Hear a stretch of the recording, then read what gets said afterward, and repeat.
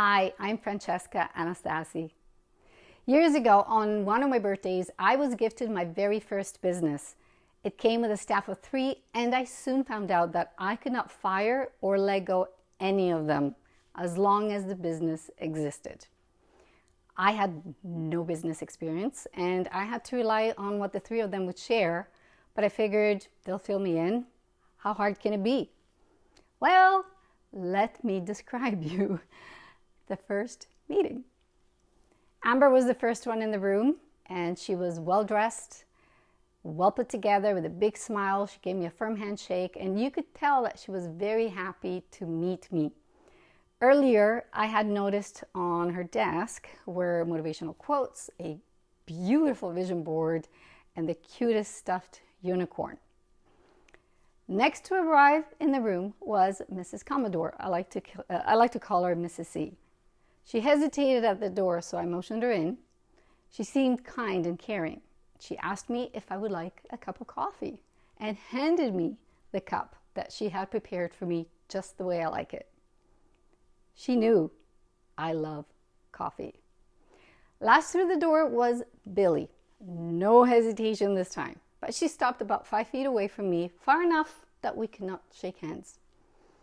She looked me up and down and said, "You are the new boss?" She gave me a big eye roll and proceeded to sit down. Now, Billy's not a big person. In fact, she's quite small. Had she not spoken, I would not have even noticed her walking in the room. But for her voice, it is one of those voices that you just don't forget. Now, Amber was very excited and started the meeting by sharing all her new ideas to help grow the company and go into a whole new direction, while Mrs. C responded with a list of all the things that could go wrong. She stated that she felt it would be too risky to change anything and it would be best to keep everything as they are. And Billy, well, she made fun of Amber's ideas, told her to go back to her desk and hug her unicorn, and then looked at Mrs. C and demanded her cup of coffee. This was pretty much the same for every other future meeting. Very little got done. So as for me, I really didn't know what to do, and it didn't take long for me to step back and just let them run the show until early January 2001. I was in a divorce battle that had been dragging for over 2 years. And when I left my 14-year marriage, I did not have a job. My ex had not been keen on me working, and as a result, I had little work experience. He gave me money for groceries, nothing else. I had slowly been able to save $2,000 from the leftover grocery money. I rented a tiny basement suite for me and my 9-year-old to live in. I found a job that paid enough to cover the bills, but not any extras, especially the legal fees that had been piling up. Around that time, my daughter and I were spending the holidays with some friends who lived out of town. And while we were away, I got a phone call. "Are you sitting down?" My friend on the other end asked me. "You need to sit down. Someone set fire to your place. So don't bother coming back earlier. They're not letting anyone near the house. It is now a crime scene because your landlord died in the fire and everything is damaged. And by the way, Tiger, which is my cat, got run over a few days before the fire." Now, let me give you some background before we continue. Beginning with when I was a child, I've experienced multiple forms of abuse: emotional, financial, physical, and sexual. When I was a child, somebody very close to me broke my nose. Much later, I had corrective surgery, but in the meantime, my broken nose was there for all to see. When I was 8, my teacher in Italy told my mom that I was dumber than a donkey. And a few years later, I was being sexually abused by a priest. So I grew up being told that I was ugly and stupid, and that my only purpose in this world was to submit, to have kids, and to perform my duties as a wife. I came to believe it. I felt and thought like a victim. I blamed everything and everyone for all that had been happening to me. I felt sorry for myself. And now the fire had taken the little that we had. I didn't have house insurance. That was simply beyond my means. So, as I sat there, taking in the news, I saw two directions in front of me. One, be a victim, embrace poverty, welfare, depression, and continue to feel sorry for myself. And two, the unknown, a dark tunnel, unable to see any light at the end. I had to choose. A future that looked a lot like the past did not appeal to me at all. So I chose the unknown path. I decided that I would take this bull by the horns and ride it with all I've got. And my ride had just begun. When 10 days later, after I returned to work, I got called by the company supervisor where I worked, and with tears in his eyes, he said to me, "I'm so sorry, Francesca. I have to do this. The company is not doing well, and we're letting everybody go." I hadn't even found another place for us to live yet. It was going to be even harder without a job. In the span of 10 days, we lost everything. We were homeless, and I was jobless. I looked for work.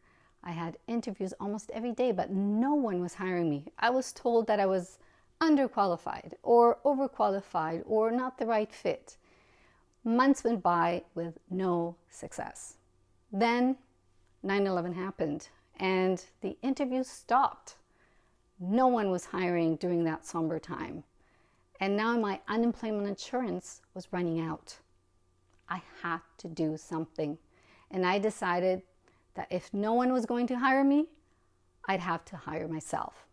This would be on my terms, and it would be doing something that I loved doing. So I decided to open a dance studio. I applied, and I was accepted into a self-employment program. I proved that I had a market, which is what got me accepted into the program. But still, the business advisors were very skeptical about my target market. Adult beginners who had missed out on dance classes when they were younger. A couple of them even told me straight up it would not work. But I believed 100% that I had a viable business idea. After I completed the course, I found studio space to rent. I did the marketing as I had learned it in the program. I did my first open house and no one showed up.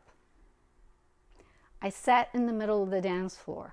Not one person came through the door, except for my 3 faithful employees from the other business. Amber, Mrs. C, and Billy. And of course, they each had something to say. I listened. Billy began. "Your business advisors were right. It's not going to work.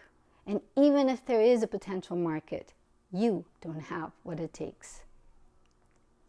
Maybe Billy was right, I thought for a moment. Then Mrs. C chimed in. "Why don't you just apply for government assistance? Then you don't have to worry about working so hard." No, I thought, that is not an option. And then Amber asked, "Your market research showed people are very interested in what you have to offer, right? Then all you need to do is figure out what the missing link is. Why did these people not come today?" She was right. So I developed a new marketing strategy. 6 months later, after that first open house, I relaunched and sold out all my classes. And within 18 months, I took the business from 0 to 6 figures, and I grew it to multiple 6 figures from there. Amber, Mrs. C, and Billy are not real people. They are the voices and thoughts that we all have in our heads. They influence our decisions every moment of every day. Amber is the voice of our ambitions and dreams. Mrs. C is our comfort zone and the voice of procrastination. And Billy is the bully, the inner critic who addresses our vulnerability. Now, as any good leader in a company would do, to succeed in the business of our own life, before we make a decision, we must listen to what each voice has to say equally, because we need them all. We need to question and analyze the validity. And in the end, just like any good leader would, any good cheerleader would, you make a wiser and final decision. Amber's ideas may be great. Sometimes some of those ideas need to wait, and sometimes they're not good at all. Mrs. C's fears are legitimate, calculated risks versus reward that can appease her. And what's the worst that can really happen? Billy targets our vulnerability. It is our job to either object, question the validity, or work on being better. As the CEO of your own life, you were born equipped with what you need. When a challenge comes your way and you may find yourself alone, remember that you have a built-in board of advisors to help you along. You're going to succeed in whatever you put your mind to. How do I know? Your odds of being born were 1 in 400 trillion. You have already proven that the odds are already in your favor.